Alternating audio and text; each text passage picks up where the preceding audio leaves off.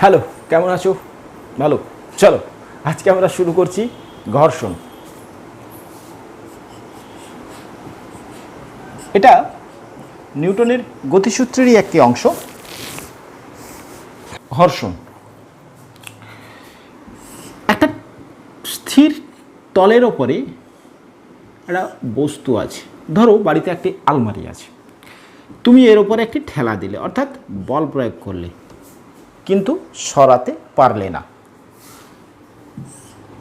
একটি ছোট্ট বস্তু ছিল, তার উপরে তুমি সমমানের বল প্রয়োগ করলে, এটা কিন্তু গতিশীল হলো।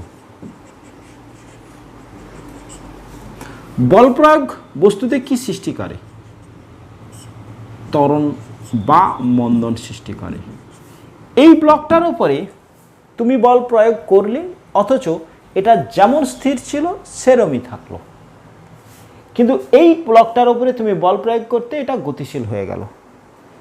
তবে এই বলটাকে যদি কমাতে থাকি, এরও ক্ষেত্রে একটা নির্দিষ্ট সীমা পর্যন্ত বল প্রয়োগ করলে এটা কিন্তু গতিশীল হবে না।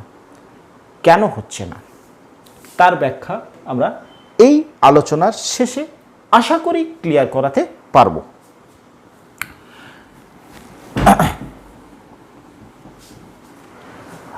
আমাদের প্রত্যেকেরই এরকম স্বাভাবিক সহজাত প্রবৃত্তি থাকে, আমরা যখন কোনো জায়গায় যেতে চাই, আমরা সঙ্গে করে কাউকে নিয়ে যেতে চাই, আমাদের যে প্রিয়জন তাকে আমরা সঙ্গে করে নিয়ে যেতে চাই। অর্থাৎ আমাদের অবস্থাতে আমরা আমাদের প্রিয়জন বা আমাদের সংস্পর্শে থাকা লোককে আমাদের মতন নিয়ে যেতে চাই। প্রকৃতিতেও এ ধরনের ঘটনা দেখা যায়। যেমন ধরো এই টেবিলটা স্থির, এই টেবিলের উপরে একটি ব্লক আছে, এই ব্লকটা স্থির ছিল, এখন এর উপরে একটি বল প্রয়োগ করা হলো, তাহলে কি হবে? এটা গতিশীল হতে চাইবে। কিন্তু যে কোনো মানের বল প্রয়োগ করলেই, ধরো আমি সাপোজ ধরছি 1 নিউটন তুমি বল প্রয়োগ করেছো, তাহলে কিন্তু এ গতিশীল হলো না। কেন হলো না? না, এই যে দুজনের সংস্পর্শ তলে একটি বলের সৃষ্টি হয়, যে বলটাকে বলছি আমরা ঘর্ষণ বল। ওকে, তাহলে এই দুটো সংস্পর্শের তলে একটি বলের সৃষ্টি হচ্ছে, যে বলটাকে আমরা কি বল বলছি? ঘর্ষণ বল বলছি। কিরকম হচ্ছে ঘর্ষণ বলটা? না, স্পর্শ তলে সৃষ্টি হচ্ছে। কিরকম ভাবে ক্রিয়া করছে স্পর্শ তলে? ট্যানজেনশিয়াল, স্পর্শকীয় ভাবে। তাহলে দুজনের কোথায় সৃষ্টি হচ্ছে? স্পর্শতলে। তাহলে ঘর্ষণ বল কি বল? একটি স্পর্শক বল সৃষ্টি হলো। কিভাবে বলটা প্রযুক্ত হচ্ছে? স্পর্শকীয় ভাবে। আচ্ছা, আরেকটু ক্লিয়ারিটি দিই। ধরো এই ব্লকটা যেটা ওপরে গতিশীল হতে চাইছে, তার ওপর এই স্পর্শতলটা যেদিকে গতিশীল হতে চাইছে, সে এই তলটাতে সৃষ্টি হচ্ছে, তার স্পর্শকীয় মানে ট্যানজেনশিয়ালি একটি ফোর্স সৃষ্টি হচ্ছে। কে করছে? যেটা স্থির আছে সেই টেবিলটা। কেন করছে? একটু আগে আমি বলেছি যে এটা স্থির ছিল, এ চাইছে একে স্থির রাখতে, তাই এর গতির বিপরীতে একটি বল দিচ্ছে। নিউটনস থার্ড লতে বলেছেন প্রত্যেকটা বলেরই একটা পেয়ার থাকবে, জোড়া থাকবে। তাহলে এই টেবিলটার ওপরে এই ব্লকটা একটি বল দেবে। কোন দিকে? এই বলের বিপরীতে। ক্লিয়ার? তাহলে কি হচ্ছে দেখো, এই টেবিলটা এরকে বল দিচ্ছিল স্পর্শতলে, কোন দিকে? গতির বিপরীতে। এই ব্লকটা একে বল দিচ্ছে কোন দিকে? এর গতির দিকে। দুটো বলই দুটো ভিন্ন বস্তুতে কাজ করছে এবং দুটো বল সমান মানের বল। অর্থাৎ এই টেবিলটা চাইছে একে স্থির রাখতে, তাই পিছনের দিকে। এই ব্লকটা চাইছে টেবিলটাকে গতিশীল করতে, তাই সামনের দিকে বল প্রযুক্ত হচ্ছে। এই বলটা কখন সৃষ্টি হয়? না, আপেক্ষিক গতি সৃষ্টি হওয়ার উপক্রম করলে বা আপেক্ষিক গতি থাকলে, এটা আমরা বললাম উপক্রম করলে। গতি থাকলে কীরকম, ধরো এরকম একটা টেবিলের ওপরে একটি ব্লক গতিশীল আছে, এটা, তখনও এদের স্পর্শতলে স্পর্শকীয়ভাবে একজোড়া বলের সৃষ্টি হবে, অর্থাৎ এর স্পর্শতলে একটি বল, এর স্পর্শতলে একটি বল সৃষ্টি করবে। ক্লিয়ার? তাহলে আপেক্ষিক গতি হওয়ার উপক্রম করলে বা গতি থাকলে গতির বিপরীতে একটি বলের সৃষ্টি হচ্ছে, যে বলটাকে আমরা বলছি ঘর্ষণ বল। এফ এস দ্বারা বা এফ কে দ্বারা বা এফ আর দ্বারা ডিফাইন করব। ঘর্ষণ বল, এই যে দুটো কন্ডিশন বললাম, এই দুটো কন্ডিশনে দু রকমের ঘর্ষণ বল সৃষ্টি হয়। ঘর্ষণ বলকে আমরা দুটো ভাগে ভাগ করছি, একটাকে বলছি স্থিত ঘর্ষণ, একটাকে বলছি গতীয় ঘর্ষণ। ওকে, আচ্ছা, প্রথমে আমরা বলছি গতীয় ঘর্ষণ। এই গতীয় ঘর্ষণ কখন সৃষ্টি হয় না, আপেক্ষিক গতি থাকলে, আপেক্ষিক গতি থাকলে স্পর্শতলে স্পর্শকীয়ভাবে একটি স্থির মানের বল সৃষ্টি হয়, তাকে আমরা বলছি গতীয় ঘর্ষণ বল। অর্থাৎ এই টেবিলটার উপরে এই ব্লকটা গতিশীল আছে, তাহলে এদের স্পর্শতলে সৃষ্টি হবে ঘর্ষণ বল। এই গতি থাকা অবস্থায় যে ঘর্ষণ বলটা সৃষ্টি হচ্ছে তাকে আমরা বলছি গতীয় ঘর্ষণ। ক্লিয়ার? আচ্ছা, গতি দু রকমের হতে পারে। একটা বস্তু আরেকটা বস্তুর উপরে পিছলে পিছলে যাচ্ছে, ধরো এটা এইরকম পিছলে যাচ্ছে, তখন একটা ঘর্ষণ বল। আবার ধরো এইটা এরকম রোল করে করে যাচ্ছে, আবর্ত হয়ে যাচ্ছে, এটা, তখন একটা ঘর্ষণ বল কাজ করে। তাহলে পিছলানো সময় ঘর্ষণ বল, আর হচ্ছে গিয়ে আবর্তন কালে ঘর্ষণ বল। গতি দু রকম হতে পারে, একটা তলের ওপরে পিছলে পিছলে যাচ্ছে, আরেকটা এই তলের রোলিং করে করে যাচ্ছে, এরকম। ওকে, এই দুটো। প্রথমত আমরা আলোচনা করছি পিছলানোর সময় ঘর্ষণ বল। আচ্ছা, এর কতগুলো বৈশিষ্ট্য আমরা দেখে নেব। ঘর্ষণ বল অর্থাৎ গতীয় ঘর্ষণ বা এই পিছলানোর সময় যে ঘর্ষণ সর্বদা স্থির, অর্থাৎ এই বলের মানটা সর্বদা স্থির থাকবে, একই থাকবে, সর্বদা স্থির।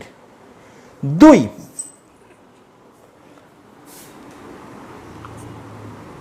লম্ব প্রতিক্রিয়ার সমানুপাতিক, লম্ব প্রতিক্রিয়ার সমানুপাতিক। ওকে, প্রথমটা বললাম যে সর্বদা এর মানটা স্থির থাকবে, গতিশীল আছে মানে লম্ব প্রতিক্রিয়ার সমানুপাতিক। এর তল বরাবর একটি ঊর্ধ্বমুখী বল দেবে কে, যে তলের উপরে আছে সে, লম্ব প্রতিক্রিয়া। ঘর্ষণ বলটাকে একে আমরা এফ কে বলছি। গতীয় ঘর্ষণ friction force kinetic, friction force for kinetic, তাই এফ কে দ্বারা ডিফাইন করছি ইজ ভ্যারিজিয়াস অফ এন, অর্থাৎ লম্ব প্রতিক্রিয়ার সমানুপাতিক। এটাকে যদি আমরা এইভাবে লিখি, এফ কে একটি ধ্রুবক নিয়ে আসি, এইটাকে আমরা বলছি মিউ কে। মিউ কে কে আমরা বলি গতীয় ঘর্ষণ গুণাঙ্ক। ওকে, গতীয় ঘর্ষণ গুণাঙ্ক।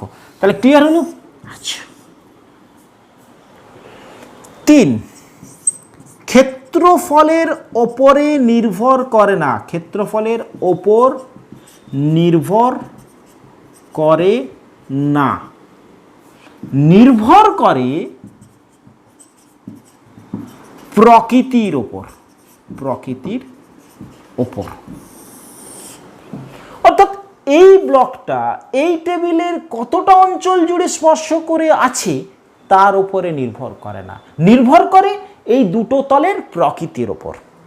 এই ঘর্ষণ বল সৃষ্টির কারণ হিসাবে এখানে আমরা এখনো পর্যন্ত যেটা বলি তা হলো, দুটো তলকে আমরা যতই বলি না কেন মসৃণ, সেটা আণুবীক্ষণিকভাবে কিন্তু অমসৃণ।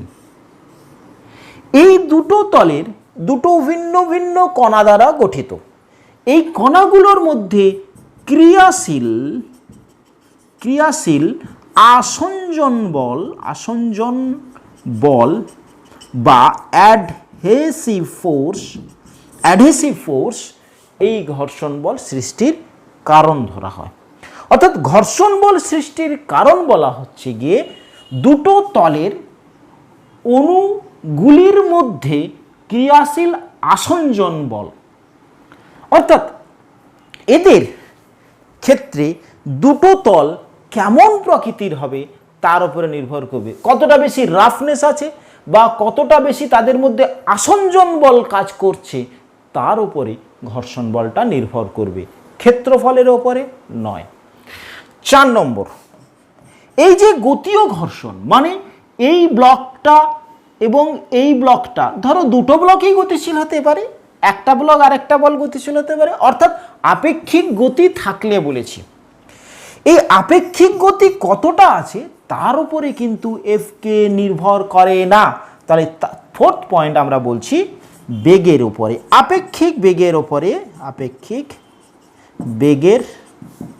ওপর নির্ভর করে না। অর্থাৎ যেমনই হোক না কেন বেগটা ঘর্ষণ বল অর্থাৎ গতীয় ঘর্ষণ বল সর্বদা স্থির থাকবে। ক্লিয়ার? এটা কার উপরে নির্ভর করছে?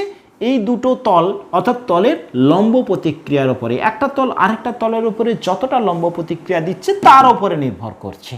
ওকে, আচ্ছা, এটার ক্ষেত্রফলের উপরে নির্ভর করে না, কতটা অঞ্চল জুড়ে স্পর্শ করে আছে সেই ক্ষেত্রফলের উপর নির্ভর করে না, নির্ভর করে এই দুটো তলের প্রকৃতির উপর।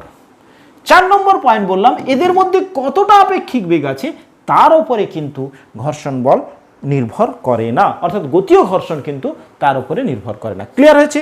নোট ডাউন করো। ওকে, আচ্ছা, এর মধ্যে আরেকটি কনসেপ্ট একটু বলে নিই, সেটা হচ্ছে কি, এটা আমরা বললাম যখন একটি বস্তু পিছলে যাচ্ছে, অর্থাৎ সেক্ষেত্রে এই কনসেপ্টটা বলা হলো। আবর্তনকালে অর্থাৎ কোনো একটা ব্লক বা গোলীয় গোলক এর ওপর দিয়ে আবর্তন করতে করতে যাচ্ছে, তাহলে গতি আছে। এই গতি তথা আবর্ত গতির ক্ষেত্রে যে ঘর্ষণ বলটা কাজ করবে সেই ঘর্ষণ বলটার মানও কিন্তু স্থির একটা নির্দিষ্ট বস্তুর ক্ষেত্রে, তবে সেক্ষেত্রে ঘর্ষণ বলটা প্রপোর্শনাল অফ লম্ব প্রতিক্রিয়া। ওকে, এবং প্রপোর্শনাল অফ এই গোলকের ব্যাসার্ধের সাথে প্রপোর্শনাল। এই দুটো এফ আর রোটেশনাল আবর্তনের জন্য আমরা এফ আর ডিফাইন করছি ভ্যারিজিয়াস অফ এন বাই আর। এক্ষেত্রে আমরা যদি ধ্রুবক রাখি তাহলে mu of R is equal to N by R. Clear? দেখা গেছে যে পিছলানোর সময় অর্থাৎ যে ঘর্ষণ বলটা এফ কে এবং রোলিংয়ের সময় যে ঘর্ষণ বলটা এফ আর, এইটার ক্ষেত্রে পিছলানোর সময় যে ঘর্ষণ বলটা সেটা রোলিংয়ের সময় ঘর্ষণ বলের তুলনায় সামান্য বেশি থাকে। ওকে, চলো তাহলে বোঝা গেছে বিষয়টা। এর ক্ষেত্রেও এক কন্ডিশন, অর্থাৎ এরা স্থির মান, এর মানের ক্ষেত্রেও স্থির, প্রকৃতির উপর নির্ভর করে, ক্ষেত্রফলের উপরে নির্ভর করে না এবং বেগের উপরে নির্ভর করে না। চলো একটা প্রবলেম করি আমরা। ধরো এরকম একটা ব্লক, এর মিউকে কি বললাম, গতীয় ঘর্ষণ গুণাঙ্ক দেওয়া আছে 0.5, এর ভর দেওয়া আছে 2 কেজি। 2 কেজি ভরের একটা বস্তু এই তলের ওপর দিয়ে গতিশীল। ওকে, এদের মধ্যে ক্রিয়াশীল ঘর্ষণ বল নির্ণয় করো। গতিশীল আছে, তার মানে এই ব্লকটা, এই দুটো তলের মধ্যে ঘর্ষণ বলটা কি ঘর্ষণ বল হবে? গতীয় ঘর্ষণ। এই গতীয় ঘর্ষণের মানটা কত হবে? F K is equal to mu K of N. কত হচ্ছে? মিউ কের ভ্যালু 0.5, এন কত না এর ওপরে তল যেটা দিচ্ছে সেটা লম্ব প্রতিক্রিয়া, এর নিচের দিকে ক্রিয়াশীল বল এর ওপরে এমজি। যেহেতু এর উলম্ব গতি নেই তাহলে আমরা বলতে পারি N is equal two MG, that is equal to 2 into 10 ধরে নিলাম জি এর ভ্যালু, তার মানে 2 into 10 that is equal two 10 Newton. অর্থাৎ এর দুটো তলের কত নিউটন বল কাজ করছে? 10 নিউটন। এবারে বলটাকে একটু বলি। বলো, ব্লক, এই যে 2 কেজির ব্লক, তার ওপরে ঘর্ষণ বল কাজ করছে কত? 10 নিউটন। 10 নিউটন। ওকে, তাহলে এই ব্লকটার ওপরে 10 নিউটন ঘর্ষণ বল কাজ করছে। ক্লিয়ার? কে দিচ্ছে? এর যে স্পর্শতল দিচ্ছে। এবারে বলো, হয়েছে? এই ঘর্ষণ বলের সমান ও বিপরীতমুখী বল থাকবে, সেটা কে দেবে? 2 কেজি। কার ওপরে দেবে? এই ব্লকটার উপরে। কোন দিকে দেবে? এদিকে। ক্লিয়ার হয়েছে?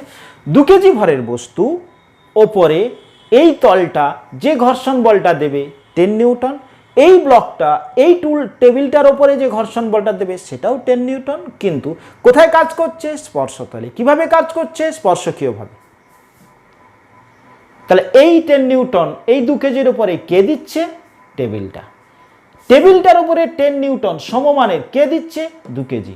দুটো বিপরীত হচ্ছে, দুটো ভিন্ন বস্তুতে কাজ করছে, নিউটনের থার্ড ল প্রুভ করছে। ক্লিয়ার? বোঝা গেছে? বল ক্লিয়ার? ওকে, আসছি।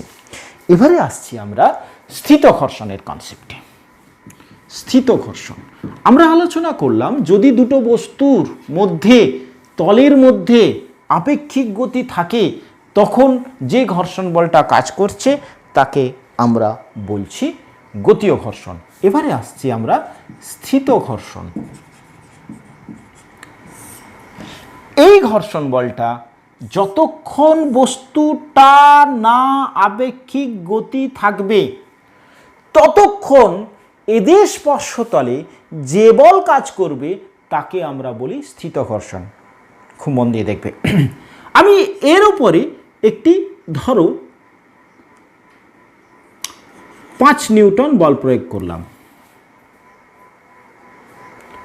কিন্তু এই ব্লকটা গতিশীল হলো না, স্থিরই থাকলো।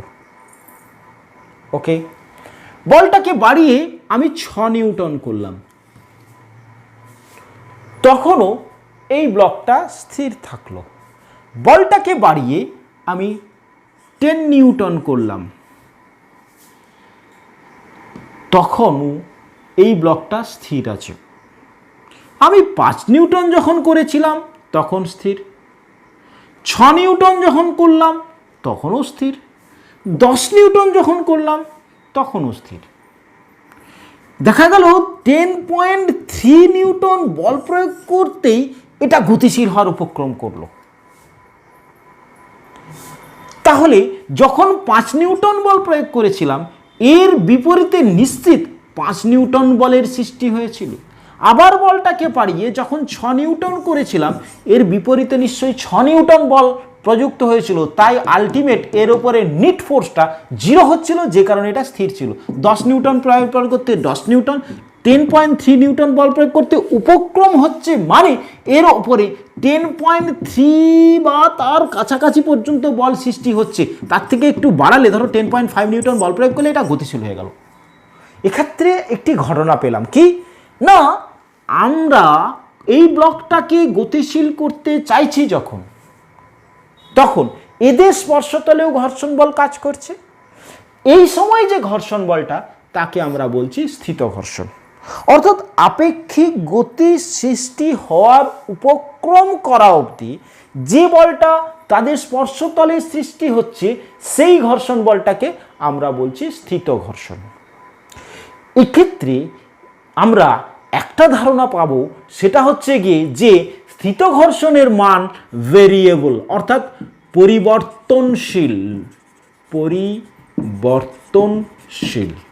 ওকে, তাহলে কনক্লুশন কি পেলাম? স্থিত ঘর্ষণ আপেক্ষিক গতি সৃষ্টি হওয়ার উপক্রম করলে, আপেক্ষিক গতি সৃষ্টির উপক্রম করার কালে যে বলের সৃষ্টি হবে তাকে কি গ্রহণ করছি? স্থিত ঘর্ষণ। অর্থাৎ যতক্ষণ অবধি দুটো তলের মধ্যে কোনো আপেক্ষিক গতি থাকবে না ততক্ষণ অবধি যে ঘর্ষণ বলটা কাজ করবে তাকে আমরা বলছি স্থিত ঘর্ষণ। এবং এর মানটা স্থির নয়, ভেরিয়েবল, চেঞ্জ হচ্ছে। আমরা যখন বল প্রয়োগ করছি না তখন ঘর্ষণ বল 0। যদি আমরা 5 নিউটন বল প্রয়োগ করি দেখা যাচ্ছে ঘর্ষণ বল ঠিক 5 নিউটনই সৃষ্টি হচ্ছে এদের স্পর্শতলে। আবার বলটাকে বাড়িয়ে যদি 6 নিউটন করি 6 নিউটনই সৃষ্টি হচ্ছে। আবার 10 নিউটন করি 10 নিউটন সৃষ্টি হচ্ছে। ধরো 10.5 করলে আর বাড়ছে না, ধরো 10.3 এর পর আর বাড়ছে না, 10.3 এর পর আর বাড়ছে না, তাহলে তখন 10.3 ঘর্ষণ বল। 10.5 করলে আর না বেড়ে ওই 10.3 পর্যন্ত বাড়লো। এই যে ঘর্ষণ বলটা আস্তে আস্তে আস্তে আস্তে বাড়ছে, এটা কোন ঘর্ষণের বলের ক্ষেত্রে? স্থিত ঘর্ষণের ক্ষেত্রে। সেই কারণে আমরা বললাম স্থিত ঘর্ষণের মান পরিবর্তনশীল। ওকে, অর্থাৎ পরিবর্তিত হয়। এবং পরিবর্তিত হতে হতে যে সীমা পর্যন্ত সর্বোচ্চ বাড়তে পারে তাকে আমরা বলছি স্থিত ঘর্ষণের সীমাস্থ মান। স্থিত ঘর্ষণের সীমাস্থ মান। ক্লিয়ার? অর্থাৎ স্থিত ঘর্ষণ বলের মান উত্তর বৃদ্ধি পেতে পেতে একটা নির্দিষ্ট সীমা পর্যন্ত সে বাড়তে পারে। সেই যে মান পর্যন্ত বাড়তে পারে তাকে আমরা বলছি স্থিত ঘর্ষণের সীমাস্থ মান এফএস। ক্লিয়ার? ফ্রিকশনাল ফোর্সের সীমাস্থ মান আমরা সীমাস্থ মান বলছি, খুব মন দিয়ে দেখবে। ওকে, আচ্ছা দেখো এবার একটা নিউমেরিক্যাল কনসেপ্ট দিয়ে বোঝানোর চেষ্টা করব। তার আগে আরও কয়েকটা ধর্ম বলে নিই। সেটা হচ্ছে কি সেম এর ক্ষেত্রে এর মানটা, এর মান তাহলে পয়েন্ট কি দেবে? স্থিত ঘর্ষণ কখন সৃষ্টি হয়? আপেক্ষিক গতি সৃষ্টি হওয়ার উপক্রম করলে। 2 এর মানটা পরিবর্তনশীল। 3 এর মানটার নির্ভর করে, এর মানটা হচ্ছে গিয়ে নির্ভর করে লম্ব প্রতিক্রিয়ার ওপরে। লম্ব প্রতিক্রিয়ার সাথে স্থিত ঘর্ষণের মান সমানুপাতিক। অর্থাৎ এটা কিন্তু সীমাস্থ মান বলছি, সীমাস্থ মান, সীমাস্থ মান লম্ব প্রতিক্রিয়ার সমানুপাতিক। ওকে, ক্লিয়ার? তাহলে এক্ষেত্রে FS is equal two মিউএস of N. স্থিত ঘর্ষণের সীমাস্থ মান কত হচ্ছে? মিউএস ইন্টু এন। মিউএস কি?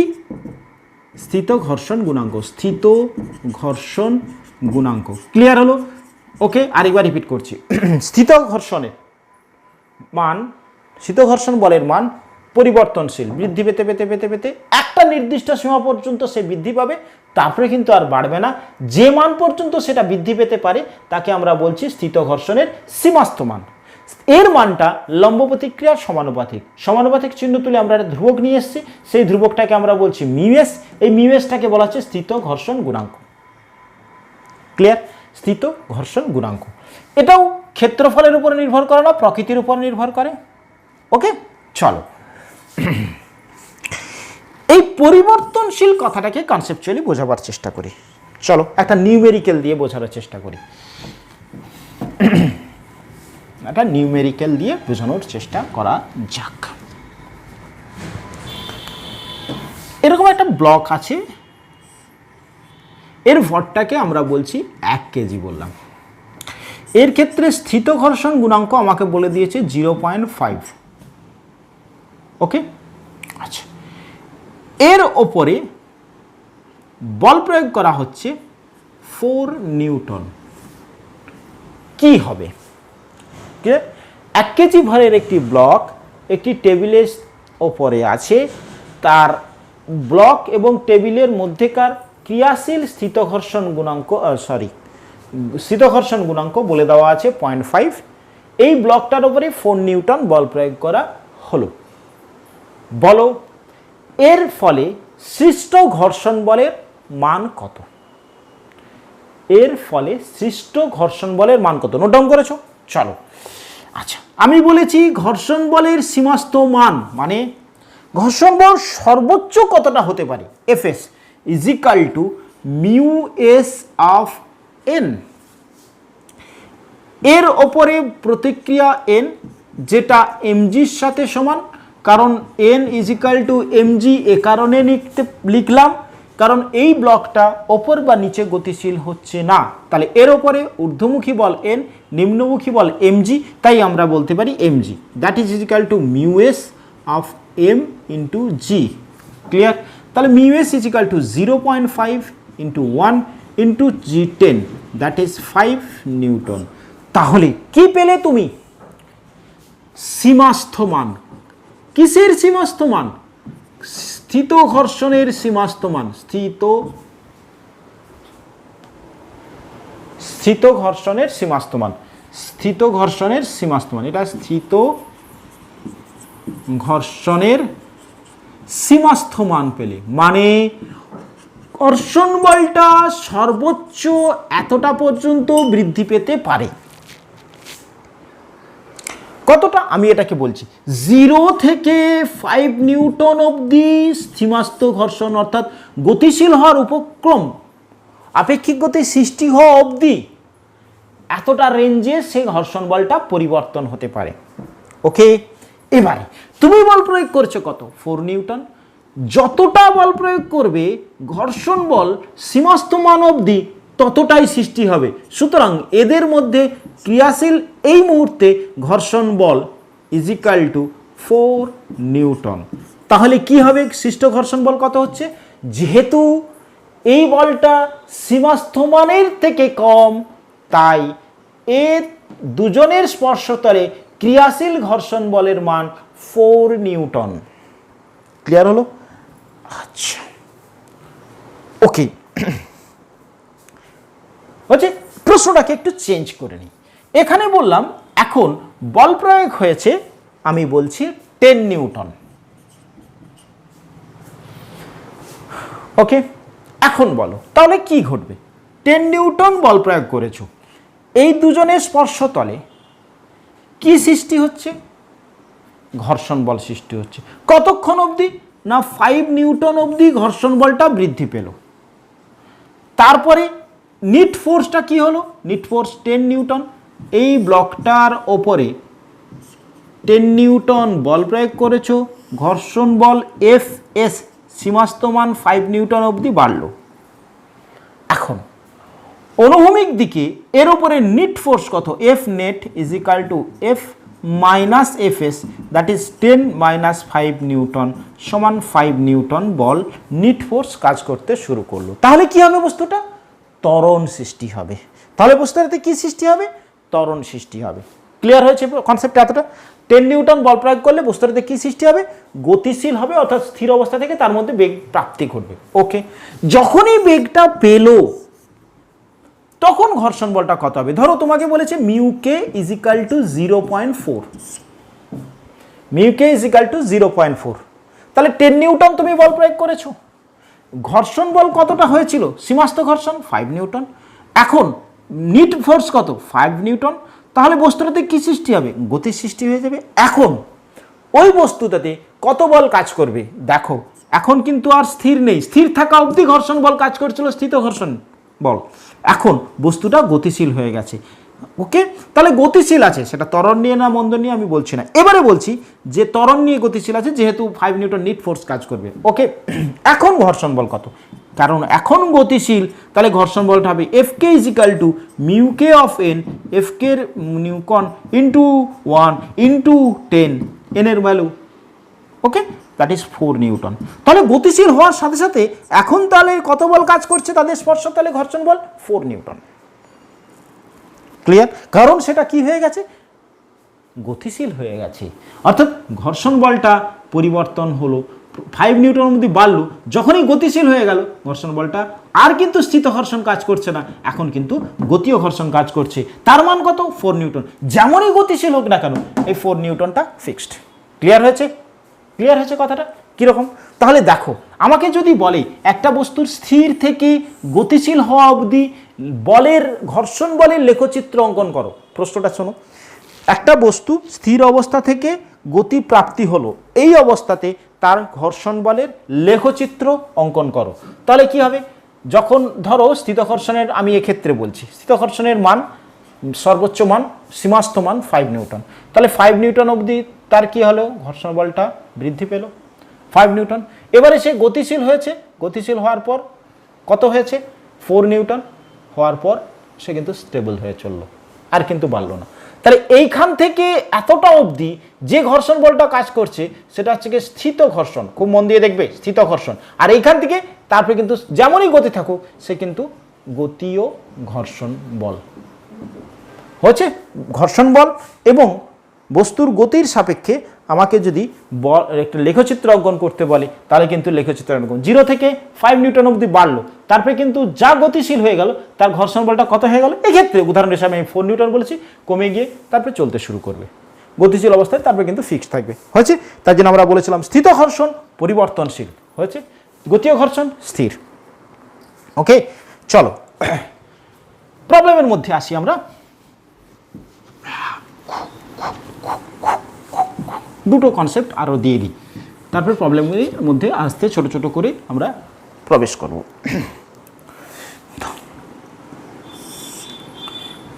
এরকম একটা ব্লক আছে, তার উপরে এরকম একটা ব্লক আছে, তার মধ্যে এরকম একটা ব্লক আছে, তার মধ্যে এরকম একটা ব্লক আছে, এ বি সি ডি। এর ভর এম এ, এর ভর এম বি, এর ভর এম সি, এর ভর এম ডি। ওকে, এবারে বলো ঘর্ষণ বল কোথায় কতটা হবে কনসেপচুয়ালি বোঝো। এ বি এদের দুজনের স্পর্শতলে ঘর্ষণ বল সৃষ্টি হবে। এ বি, বি এর ওপরে দেবে, এদিকে বি এর ওপরে দেবে force, frictional force on A due to B, on A due to B. দেখা যাচ্ছে ফ্রিকশনাল ফোর্স ঘর্ষণ বল এর ওপরে ডিউ টু বি কোন দিকে হচ্ছে, এদিকে। যদি এটা এদিকে গতিশীল হতে চায়, সবসময় যে ফিক্সড এরকম তা নয়, আমি ধরে নিচ্ছি এ এদিকে গতিশীল হতে চাইছে। ওকে, আচ্ছা তাহলে এ বি এর ওপরে কতটা দেবে, এদিকে একই মানের, বাট বি এর ওপরে ডিউ টু এ।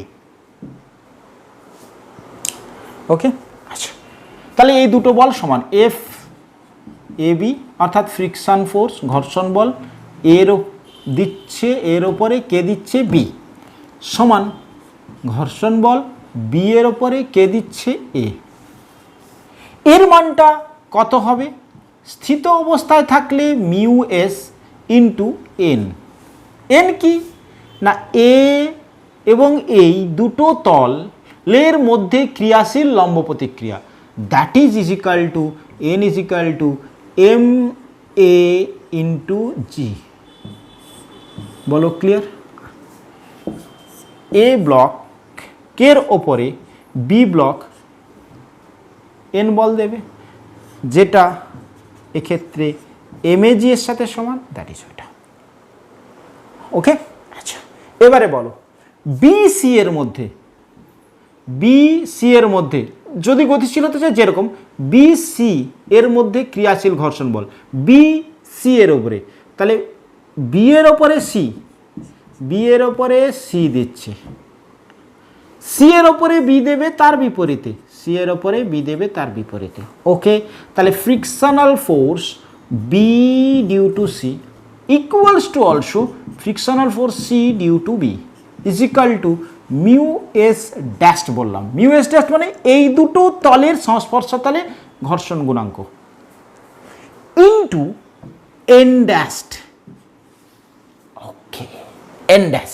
চলো তাহলে এন ড্যাশ কি হবে না, এর দুটোর ভর ওজন, এর তলের ওপরে লম্ব প্রতিক্রিয়া এ বি অ্যান্ড সি, তাহলে এ বি এদের এর নিচের দিকে ক্রিয়াশীল বল কত, M A plus M B into g. তাহলে এই তলটা লম্ব প্রতিক্রিয়া দিচ্ছে এন ড্যাশ। তাহলে এন ড্যাশের ভ্যালু কত হচ্ছে, এন ড্যাশের ভ্যালু হচ্ছে mass of A mass of B into জি।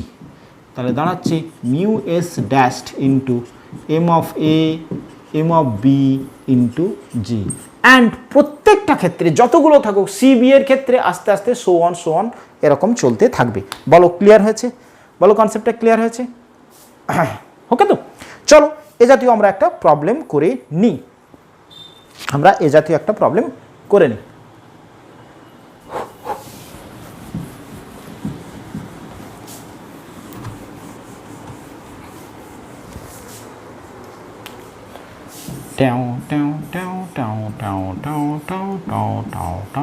এক কেজি, 2 কেজি, 3 কেজি।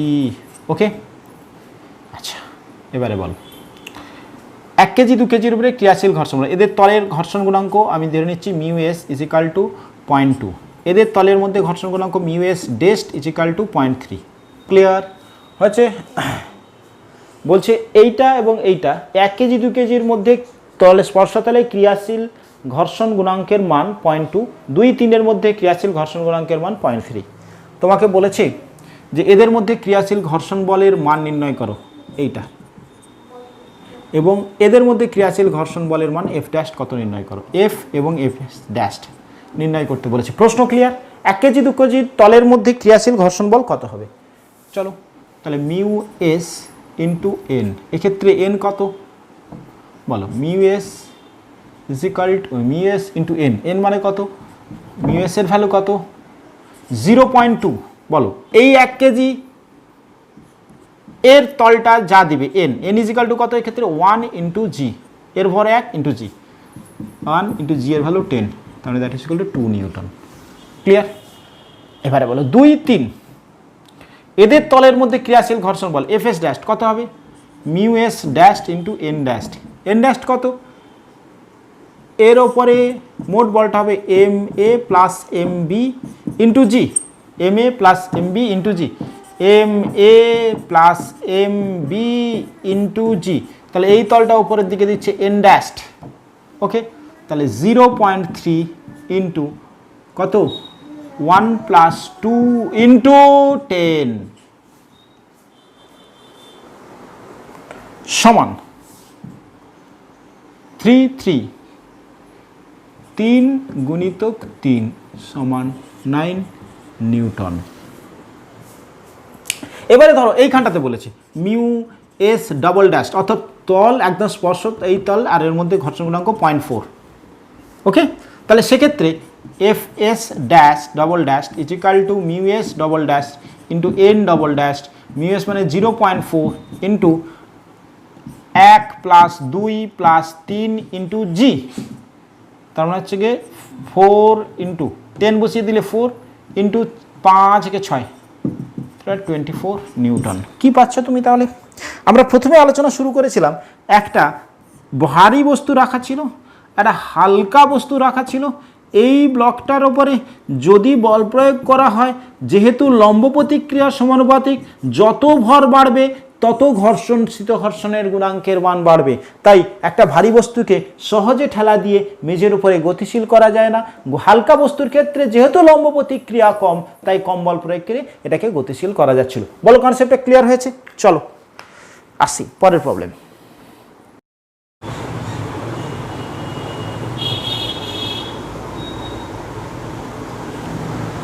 দেখে নাও, দেখে নিই আরেকটা প্রবলেম। একটা ব্লক আছে যার ভর বলে দেওয়া আছে 10 কেজি, 10 কেজি ভরের ব্লক, এর স্থিত ঘর্ষণ গুণাঙ্ক mu S is equal two 0.5, mu K is equal two 0.4। এই বস্তুটার ক্ষেত্রে 3টে প্রশ্ন। 1, 40 নিউটন একবার বল প্রয়োগ করা হয়েছে, একবার 60 নিউটন বল প্রয়োগ করা হলো। এই দুটো ক্ষেত্রে যখন 40 নিউটন এবং 60 নিউটন বল প্রয়োগ করা হলো, সেক্ষেত্রে ত্বরণ নির্ণয় করো। 1 নম্বর ত্বরণ নির্ণয় করো। 2,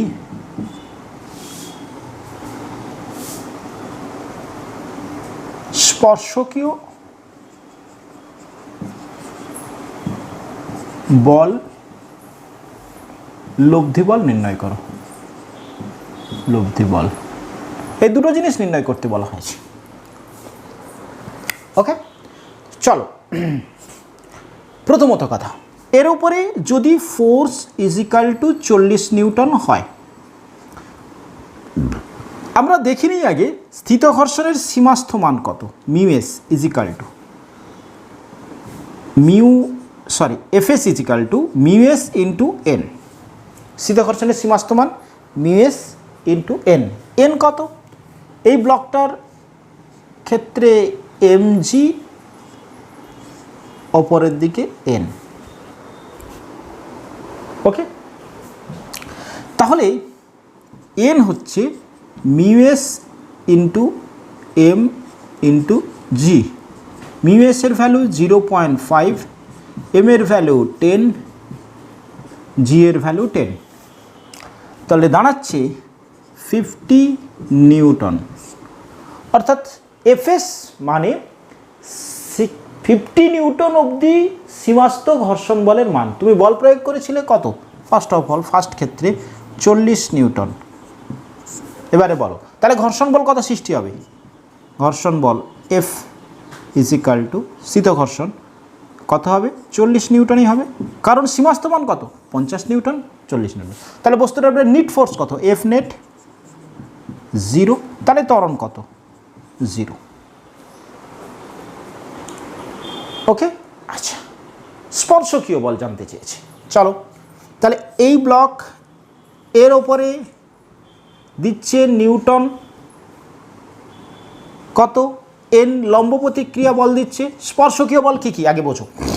এই ব্লকটার ওপরে এই তলটা দিচ্ছে লম্ব প্রতিক্রিয়া এন, আর দিচ্ছে ঘর্ষণ বল এফ। ওকে, এফ এস ড্যাশড বলছি আমি। ওকে, এন কত? এন, আচ্ছা তাহলে লব্ধি বল জানতে চেয়েছে। তাহলে এই একটা বল, এই একটা বল, এদের লব্ধি বল আমি যদি ভেক্টর নিয়মে করি, এইটা হবে লব্ধি বল। তাহলে F net mod of is equal to root of N square plus F S dash square. F S dash মানে সেই সময় যে ঘর্ষণ বলটা কত বেরিয়েছে, এটাকে এফ এস ড্যাশ বলছি। এফ এস ড্যাশ কত? তার মানে এটা হচ্ছে কি এম। এন কত? এন এইখানটাতে ক্যালকুলেট করে নিই আমরা। 10 ইন্টু 10 দ্যাট ইজ 100 নিউটন। তাহলে 100 square plus 40 square with root that is equal to 2 4 4 with root that is equal to root over 1 1 6 0 0। নিউমেরিক্যালটা এবারে ক্যালকুলেট করলে পাওয়া যাবে। হচ্ছে ফার্স্ট কনসেপ্টটা বোঝা গেছে কিনা বল। যখন 40 নিউটন বল প্রয়োগ করছি, এদের তলের মধ্যে সৃষ্ট সীমাস্থ ঘর্ষণ বলের মান 50 নিউটন। তার মানে 40 নিউটন বল প্রয়োগ করলে এদের তলে কত নিউটন ঘর্ষণ বল সৃষ্টি হবে? 40 নিউটন। তাহলে এর নিট উপরে নিট ফোর্স কত? এদিকে ফোর্স 40 নিউটন, ঘর্ষণ বল 40 নিউটন, নিট ফোর্স 0, অ্যাক্সেলারেশন 0, ত্বরণ 0। ক্লিয়ার? ওকে, সেকেন্ড পার্টে আসি। বলো এতটা ক্লিয়ার? সেকেন্ড পার্টে আসি। সেকেন্ড পার্টটা আমাদেরকে কি বলে দেওয়া হয়েছে? সেকেন্ড পার্টে ফোর্স কত হয়েছে? ফোর্স হয়েছে 60 নিউটন বলে দেওয়া আছে। ওকে, তাহলে 60 নিউটন বল প্রয়োগ করে দেওয়া হয়েছে। আর ঘর্ষণের সীমাস্থ মান কত বেরিয়েছে? ঘর্ষণের সীমাস্থ মান এফ এস সমান বেরিয়েছে 50 নিউটন। তার থেকে বেশি বল প্রয়োগ করেছো এফ ফোর্স প্রযুক্ত বল কত? প্রযুক্ত বল কত? 60 নিউটন। প্রযুক্ত বল 60 নিউটন, আর এখানে সর্বোচ্চ কত সীমাস্থ ঘর্ষণ বল? 50 নিউটন। তাহলে বস্তুটা কী হয়ে যাবে? গতিশীল হয়ে যাবে। গতিশীল হয়ে যাওয়া মানে ঘর্ষণ বলটা আর সীমাস্থ নয়, তখন কি ঘর্ষণ বলটা স্থিত ঘর্ষণ নয়। 60 নিউটন বল প্রয়োগ করছো মানে এর ওপরে সীমাস্থ ঘর্ষণ 50 নিউটন, 50 নিউটন। তাহলে এর থেকে বেশি বল প্রয়োগ করছে মানে এই বস্তুটা কিন্তু আর স্থির থাকবে না, কি হয়ে যাবে? গতিশীল হয়ে যাবে। তাহলে গতিশীল হয়ে গেলে ক্রিয়াশীল ঘর্ষণ বলটা আর কি? গতীয় ঘর্ষণ। F K is equal to mu k into A. এটা বোঝা গেছে কিনা? আরেকবার রিপিট করছি।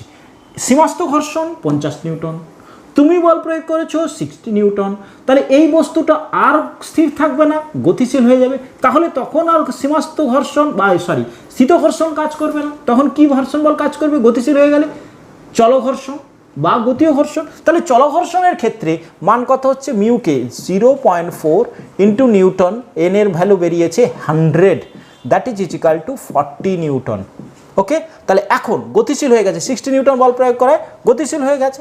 গতিশীল হয়ে যাওয়ার কারণে তার ক্ষেত্রে ঘর্ষণ বলের মানটা হয়েছে 40 নিউটন। তাহলে এফ নেট কত হবে? এফ মাইনাস এফ কে, এফ কত 60, এফ কে কত 40, দ্যাট ইজ ইকুয়াল টু কত 20 Newton. Tick tick tick tick tick tick tick tick tick tick tick tick tick tick 20 Newton. বলো ক্লিয়ার হয়েছে? এতটা পর্যন্ত ক্লিয়ার হয়েছে? 20 নিউটন বল আমাদের ক্ষেত্রে কাজ করলো, 20 নিউটন বল হয়েছে। 20 নিউটন বল, তাহলে এখন তার ত্বরণ কত হবে? তাহলে এর ক্ষেত্রে ত্বরণ হবে এ ইজ ইকাল টু 20 বাই বস্তুর ভর কত 10, দ্যাট ইজ ইকাল টু কত 2 মিটার পার সেকেন্ড স্কোয়ার। ত্বরণ সৃষ্টি হয়েছে 2 মিটার পার সেকেন্ড স্কোয়ার। ওকে, এখন স্পর্শকীয় বল কত? তাহলে এখন ত্বরণ হলো 16 2 metre per second square, net force 20 force. এবার স্পর্শকীয় বল, এখন লম্ব প্রতিক্রিয়া কত ছিল 100 নিউটন। ঘর্ষণ বল কত আছে এখন? এটা এফ কে, এটা কত? এটা বেরিয়েছে 40 নিউটন।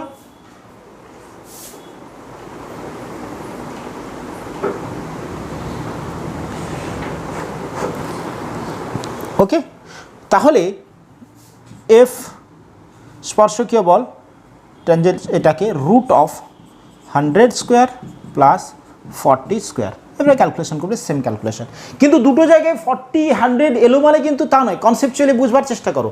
যখন 60 নিউটন সেক্ষেত্রে এটা কিন্তু এফ কে, আর যখন 40 নিউটন তখন কিন্তু সীমাস্থিত ঘর্ষণ, আর এটা কিন্তু চল ঘর্ষণ। ক্লিয়ার হয়েছে প্রবলেমটা? চলো আসি পরের প্রবলেমে।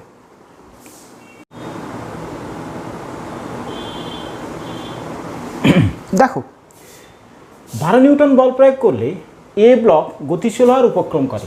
তার মানে এদের বি ব্লকের উপরে এ ব্লক আছে, 12 নিউটন বল প্রয়োগ করলে এ ব্লকটা গতিশীল হওয়ার উপক্রম করে। বলেছে বি ব্লকে সর্বোচ্চ, এই ব্লকে সর্বোচ্চ কত মানের বল প্রয়োগ করলে এ বি একসাথে গতিশীল হবে? প্রশ্নটা বোঝো। আচ্ছা, 12 নিউটন বল প্রয়োগ করলে এ গতিশীল হওয়ার উপক্রম করে মানে 12 নিউটন বল, এই বলটাই তাহলে এদের দুজনের এ এবং বি তুল স্থির ছিল, গতিশীল। 12 নিউটন বল প্রয়োগ করলে গতিশীল হওয়ার উপক্রম করে মানে এদের দুজনের তলের ঘর্ষণের সীমাস্থ মান, ঘর্ষণ বলের সীমাস্থ মান 12 নিউটন, এই লাইনটা থেকে। ওকে, আচ্ছা, এফ এস কাদের মধ্যে কাজ করছে? এ এবং বি এর মধ্যে। তাহলে এই দুই তলের মধ্যে আমি লিখতে পারি mu s into N. N কি? লম্ব প্রতিক্রিয়া। এন লম্ব প্রতিক্রিয়া কোন দুটো তলের মধ্যে? এ ও বি এর মধ্যে লম্ব প্রতিক্রিয়া। ওকে, লম্ব প্রতিক্রিয়া কত? লম্ব প্রতিক্রিয়া সমান কি হবে? এর mass M of A into g. M A কত? 4 কেজি বলে দেওয়া আছে, 4 ইন্টু 10, তার মানে 40 নিউটন। ওকে, ক্লিয়ার আছে?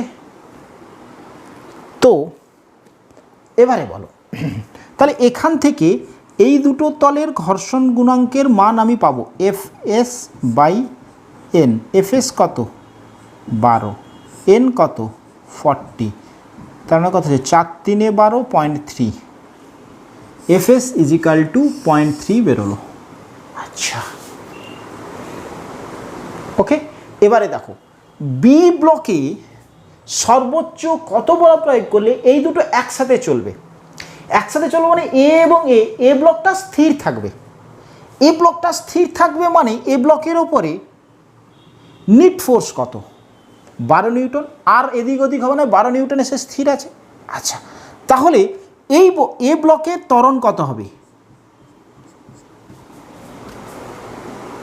এ ব্লকটা এবং বি ব্লকটা একসাথে চলবে মানে উভয়ের ত্বরণ আমি ধরে নিচ্ছি এ ত্বরণ কার? দুজনেই একসাথে চলছে মানে উভয়ে একই ত্বরণ নিয়ে চলে, এর সাপেক্ষে বি এর সাপেক্ষে এটাকে একই রকম লাগবে, একই সাথে চলবে। আচ্ছা, তাহলে M A is equal two 4 KG বলে দেওয়া আছে। তাহলে আমি ধরে নিচ্ছি এফ মানের বল প্রয়োগ করা হলো, এম মানের বল তুমি প্রয়োগ করছো তার উপরে বি এর উপরে।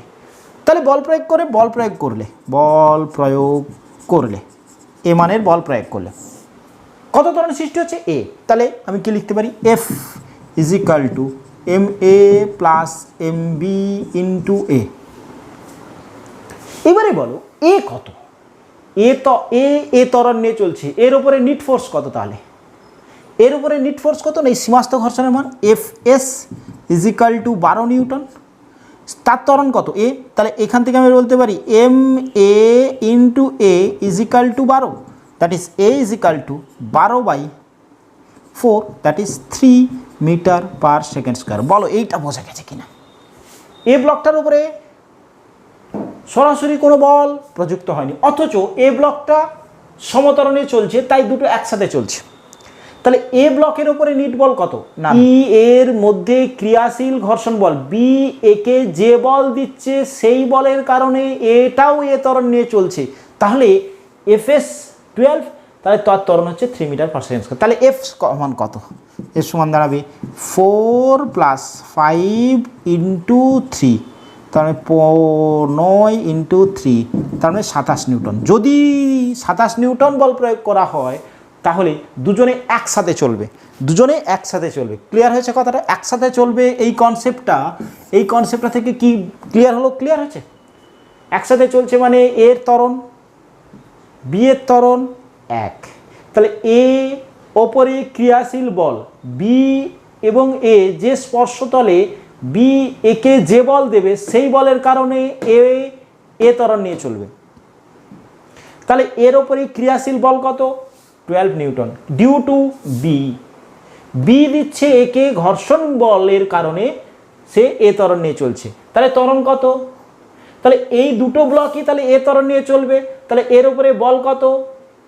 নিট বল এফ যদি হয়, এই দুটো ভরের ওপরেই বল, তাহলে মাস গুণিতক ত্বরণ, সেক্ষেত্রে 27 নিউটন। অর্থাৎ 27 নিউটন বল প্রয়োগ করলে দুটো ব্লক একসাথে চলবে। ওকে, চলো আসি পরের প্রশ্ন।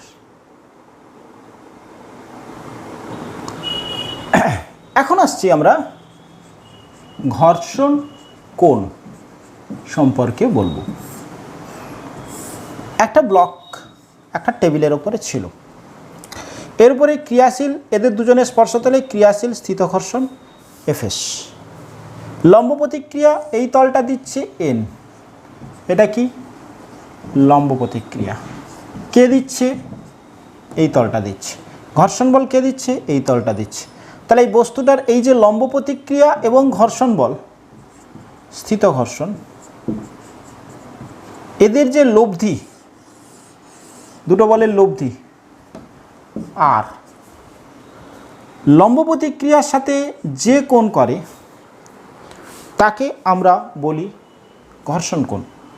লম্ব প্রতিক্রিয়া এবং স্থিত ঘর্ষণের লব্ধি লম্ব প্রতিক্রিয়ার সাথে যে কোণ করে তাকে আমরা বলি ঘর্ষণ কোণ, তাকে আমরা বলি ঘর্ষণ কোণ।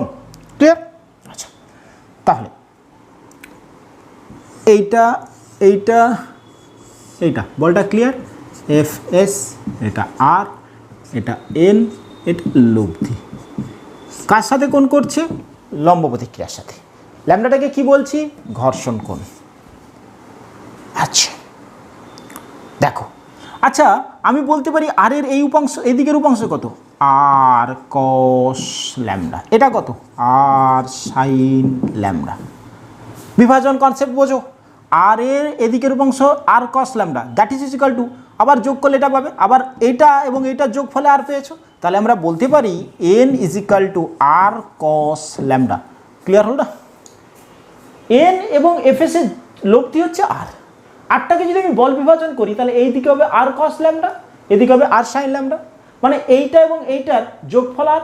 তাহলে এই দিকের উপাংশটা কত ছিল? N, that is equal two also equals to N এর সাথে আর কস ল্যামডাকে আমি সমান বলতে পারি। আর এর এই দিকের উপাংশ আমি আর এর সাপেক্ষে বলছি আর সাইন ল্যামডা, তাহলে এই উপাংশটা কত ছিল? তাহলে এফএস। তাহলে এটাকেও আমরা বলতে পারি FS is equal to R sin lambda. অনুপাত করো এফএস এবং এন, অনুপাত কত হচ্ছে? Tan lambda. আচ্ছা এরকম পেয়েছো না, mu S is equal to mu FS is equal to mu S of N, তাহলে mu S is equal to FS by N. তাহলে এই জায়গায় লিখতে পারি mu S is equal to tan lambda, অর্থাৎ স্থিত ঘর্ষণ গুণাঙ্ক বা ঘর্ষণ গুণাঙ্ক ইজিক্যাল টু আমরা বলতে পারি ঘর্ষণ কোণের ট্যানের মানের সাথে সমান ঘর্ষণ গুণাঙ্ক ঘর্ষণ কোণের সমান ট্যানের ঘর্ষণ কোণের সমান। ক্লিয়ার হয়েছে না? বোঝা গেল না? ঘর্ষণ গুণাঙ্ক ঘর্ষণ কোণের ট্যান মানের সমান। ওকে, আচ্ছা, আরেকটা কনসেপ্ট দেব, সেটা হচ্ছে বল বিভাজন। আমরা খুব ভালো করে শিখেছি।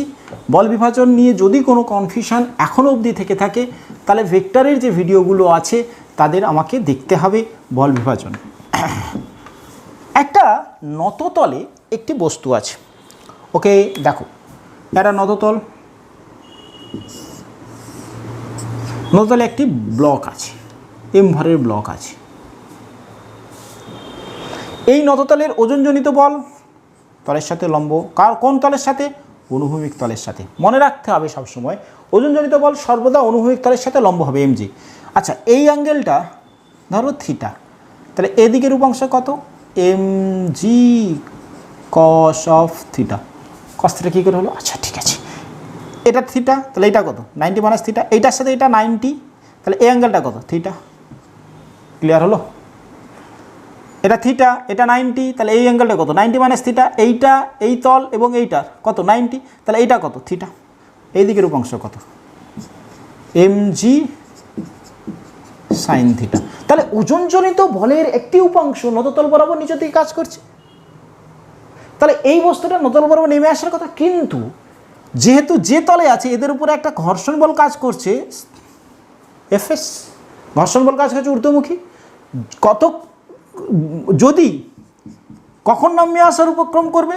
যদি ঘর্ষণের সীমাস্থ মান ওজনজনিত বলের উপাংশের সমান বা তার থেকে বেশি হয়। এটা হলে কি বললাম?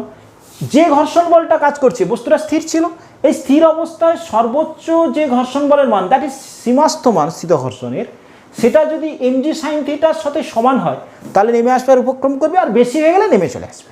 ক্লিয়ার হয়েছে?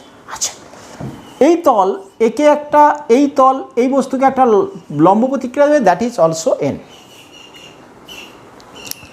এখানে বলো এমজি সাইন থিটা এর মানটা, বস্তুর ভর স্থির, জি স্থির, সাইন থিটাটা কি না sine of theta. Sine of theta, theta মানে নততলের নতির মান। এই দুটো তলের মধ্যে ঘর্ষণ বলের মান স্থির, সীমাস্থ ঘর্ষণ বলের মান স্থির। এই থিটাটাকে যদি আমি আস্তে আস্তে আস্তে আস্তে আস্তে বাড়াতে থাকি, তাহলে থিটা যদি ইনক্রিজ করে সাইন থিটা ইনক্রিজ করবে। সাইন থিটা ইনক্রিজ করলে নততল বরাবর ওজনজনিত বলের উপাংশ ইনক্রিজ করবে। থিটাটাকে বাড়াচ্ছি, সাইন থিটাটা বাড়ছে, সাইন থিটাটা বাড়ার তো এমজি সাইন থিটা বাড়ছে। অর্থাৎ আমি শুধুমাত্র তলের নতিটাকে পরিবর্তন করতে করতে এমজি সাইন থিটাটাকে এফএস এর সমান করতে পারি। যখনই এফএসটা এমজি সাইন থিটার সমান হয়ে যাবে তখনই এই বস্তুটা নততল বরাবর নেমে আসবার উপক্রম করবে যে কোণের জন্য। অর্থাৎ আমি ধরছি আলফা কোণে নিয়ে গেলে F S is equal to M G sine alpha হলো। ওকে, সেই কোণটাকে আমরা বলি বিরাম কোণ বা স্থিতিকোণ, বিরাম কোণ, স্থিতিকোণ। ওকে, কি বলছি না, নততলের নতি পরিবর্তন করতে থাকলে ওজনজনিত বলের নততল বরাবর উপাংশের মান পরিবর্তন হয়। যে মানের জন্য নততলের নতির, যে নতির জন্য বস্তুটি নততল বরাবর ওজনজনিত বলের কারণে নেমে আসবার উপক্রম করবে তাকে আমি বলছি বিরাম কোণ। ওকে, আচ্ছা, তাহলে দেখো এক্ষেত্রে বিরাম কোণের একটা ইকুয়েশন আমরা পাচ্ছি কি, এন সমান পেয়েছি MG MG cos of theta. Clear?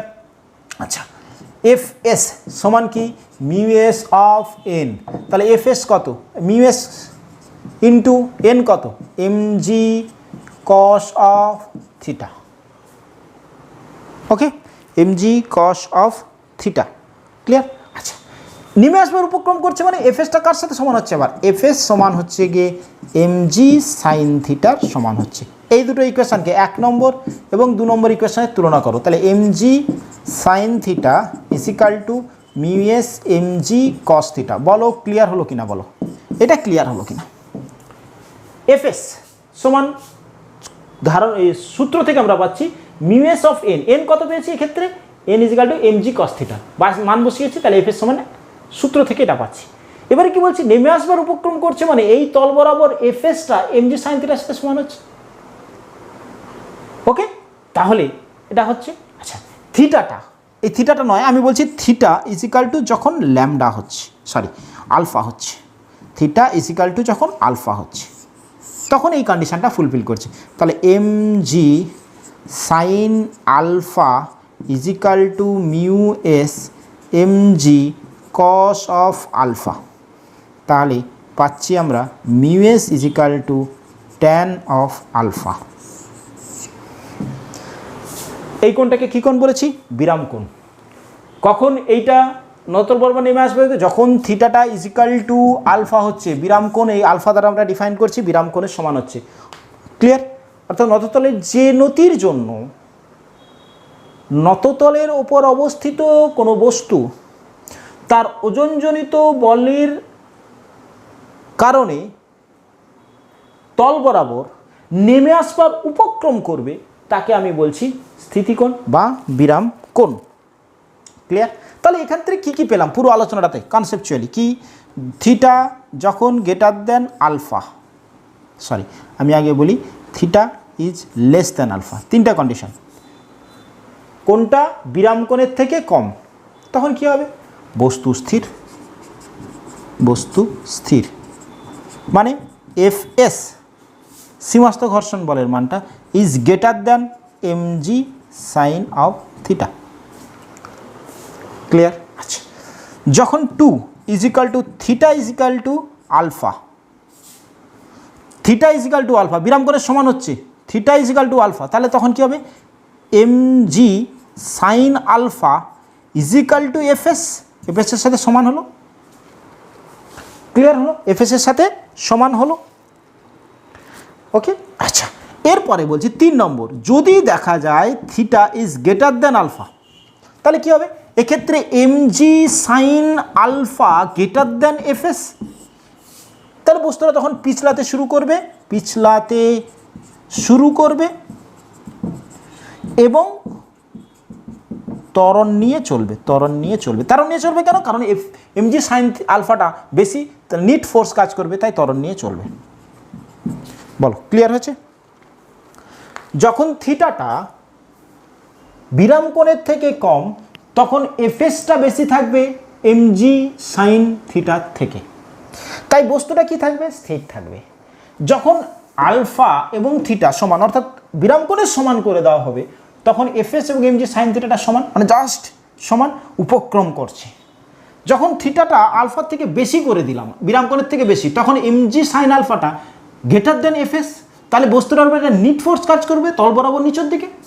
এই কারণে বস্তুটাতে কি হবে? গতিশীল হবে, এবং যেহেতু নিট ফোর্স আছে তল বরাবর একটি ত্বরণ সৃষ্টি হবে। ক্লিয়ার হয়েছে বিষয়টা? আচ্ছা ওকে, একটি প্রবলেম করাবো, চলো। বলছি এর মানে নদতলে এটি 5 কেজি ভারের বস্তু আছে, এটি নদতলে 5 কেজি ভারের বস্তু আছে, স্থির ছিল। এর কোণটাকে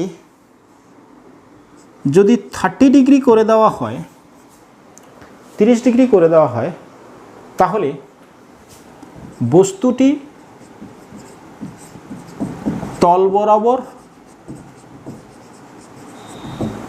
নাম্বার উপক্রম করে। ওকে, 1 নম্বর ঘর্ষণ গুণাঙ্ক ও ঘর্ষণ কোণ নির্ণয় করো।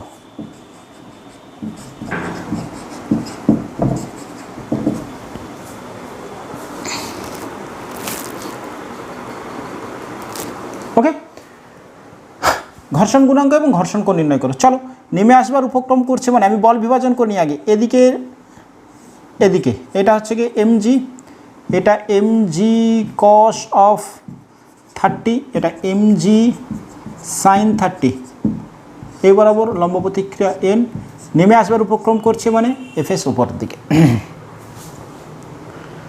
নেমে আসবার উপক্রম করছে মানে এই অবস্থাতে সীমাস্থ ঘর্ষণের fs এর মানটা হচ্ছে কি equals to mg sin of 30। এটা ক্লিয়ার? বস্তুটি তল বরাবর নাম্বার উপক্রম করে, উপক্রম করছে মানে কখন উপক্রম করবে আমি এক্ষুনি বলেছি, থিটাটা যদি আলফার সাথে সমান অর্থাৎ বিরাম কোণের সাথে সমান হয়। চলো তাহলে অ্যাট ইকুয়ালস টু 5 × 10 ধরে নিলাম, 30-র মান half, that is equal to 25 newton. সীমাস্থ ঘর্ষণ বলে মানে 25 নিউটন। ওকে, আচ্ছা সূত্র থেকে পেয়েছি এফএস ইজ ইকাল টু ঘর্ষণ গুণাঙ্কের মান নির্ণয় করতে F S is equal to mu S of N. N কত এই ক্ষেত্রে? মিউ এস, এন এর ভ্যালু mg cos অফ 30, তাহলে mu S is equal to FS by mg cos of 30। F S মানে 25, এম মানে 5, জি মানে 10, cos 30 মানে √3 ইন্টু 2, √3/2, 25555, তাহলে 1/√3। তাহলে ঘর্ষণ গুণাঙ্কের মান বেরোচ্ছে 1/√3। ক্লিয়ার হলো? ক্যালকুলেশন করলে যা হবে। এরপরের প্রশ্ন বলেছি ঘর্ষণ কোণ নির্ণয় করো। এরপরের প্রশ্ন ঘর্ষণ কোণ নির্ণয় করো। দেখো এখানে একটা রিলেশন এইমাত্র পেয়েছিলাম, mu S is equal to পেয়েছিলাম ট্যান অফ ল্যামডা, ল্যামডা যেখানে ঘর্ষণ কোণ। আবার পেয়েছিলাম mu S is equal to tan of alpha, that is equal to tan of lambda is equal to tan of alpha, that is lambda is equal to alpha. অর্থাৎ ঘর্ষণ কোণ এবং বিরাম কোণ সমান হয়। এটা প্রুফ থাকে অনেক সময়, mu S is equal to tan lambda, mu S is equal to tan alpha, দুটোকে সমান করেছি, lambda is equal to alpha. যেহেতু তল বরাবর নাম্বার উপক্রম করে বলছে, তাহলে এক্ষেত্রে ঘর্ষণ কোণটা এই কোণটাই বিরাম কোণ 30টা, তাহলে আমি লিখতে পারি ল্যামডা অর্থাৎ ঘর্ষণ কোণ ইজ ইকাল টু 30 ডিগ্রি। যেহেতু এই কোণে রাখলে নেমে আসবার উপক্রম করে বলেছে। ক্লিয়ার? প্রশ্নটা ক্লিয়ার? ওকে, এই পর্যন্ত আজকে থাকলো। পরের ক্লাসে আমরা সেকেন্ড ক্লাসে আরও ঘর্ষণের যেসব বাকি যে অংশটা থাকছে সেটা আলোচনা করব। Thank you.